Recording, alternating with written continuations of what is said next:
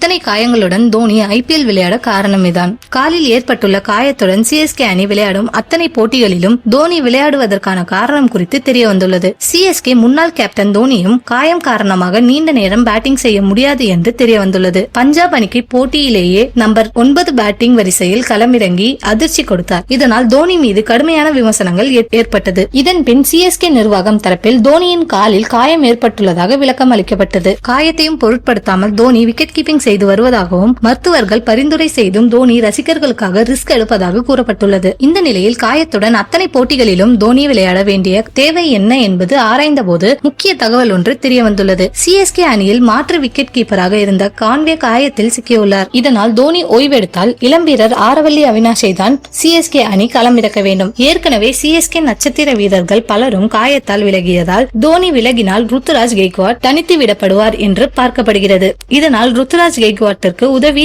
செய்வதற்காகவே காயத்தையும் பொருட்படுத்தாமல் தோனி விக்கெட் கீப்பிங்கை செய்து வருவதாக தெரிய வந்துள்ளது.